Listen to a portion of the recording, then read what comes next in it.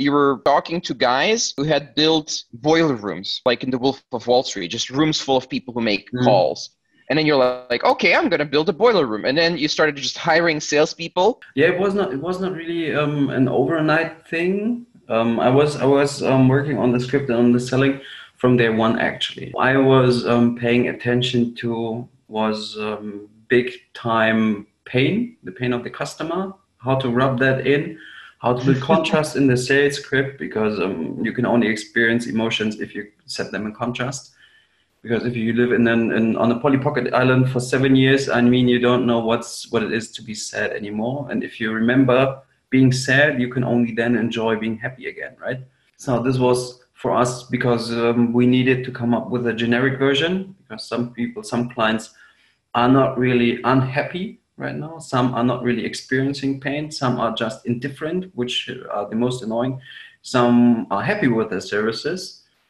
And my goal was, and I was thinking that I could come up with a script that could actually be used by everyone by just reading and triggering those emotions, turning them, influencing them into my direction and into maybe a purchase decision, or just to a way where people wouldn't be angry or offended if we try to close multiple times and then just recycle them and call them over and over again. This was the biggest challenge actually, and finding the real guys. I met a friend back then who was working as a broker. Oh, his father was buying gold mines, metal mines, silver mines, and stuff like that. And then they were selling shares. They could buy shares of a gold mine for let's say, just as a random example, shares of a gold mine for 12 euros per share.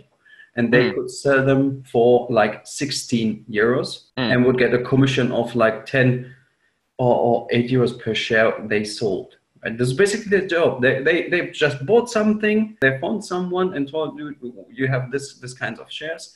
You want to sell them for 8, we sell them for 14, and the difference is our commission. Or we get even more commission because if they want to sell shares for 8, you can still sell shares for 10, forward them 6, and live off the difference. This is what they did basically. It was more like a trading station. And they would have predictive dialers. This is where I learned that those things and those techniques exist. Predictive dialer is basically a machine which will dial numbers for you before you actually know.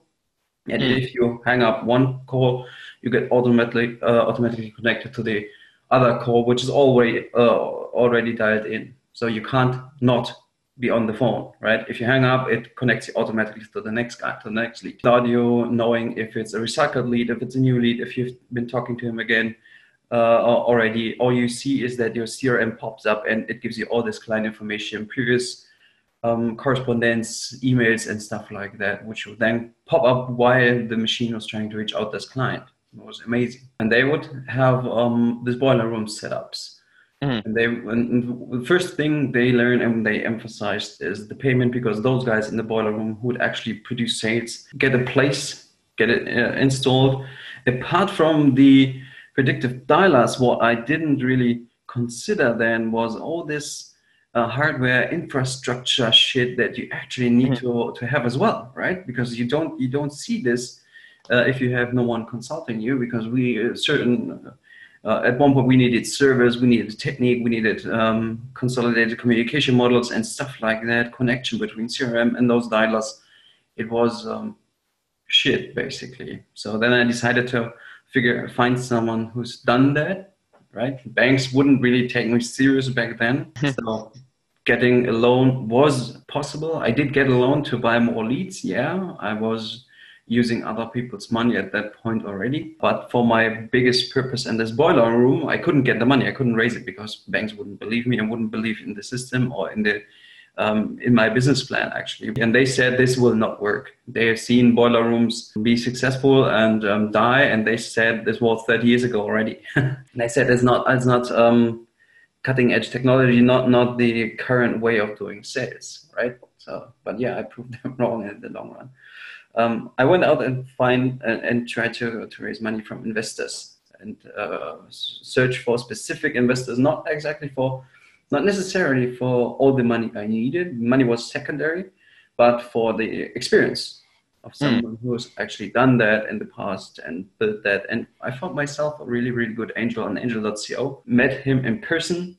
before we actually talked about this stuff. We built a lot of rapport. He told me what he did, and he was working for different IT companies, Mm. which have been able to get billion-dollar revenues. He was Mm. there from the early days. He's an early stage investor, so it's never founding, but he invests in companies that he believes in. And there's been more than one company that he was involved with, which achieved more than $1 billion in revenue. I mean, it does not mean that they have been really successful, because those have been like fundraising companies, and they would get evaluations of all kinds of stuff. And the more a company can raise, the higher the evaluation. So it's not really that important of a metric. But for me, it was important enough, because I was struggling like a new fish in the pond without real directions, right? And I wanted him to actually help me build the stuff. Well, he then invested. We got all the stuff handled. He took over the boiler room stuff, the boiler room strategy, with all those negotiations, with all the installation, with all the hardware, with all the management and stuff. And we would have like daily conversations, like those stand-up meetings, 10, 15 minutes a day in the office. Because then we had an office, we would always be there like every day. He has been there for the first weeks until the system was up and running.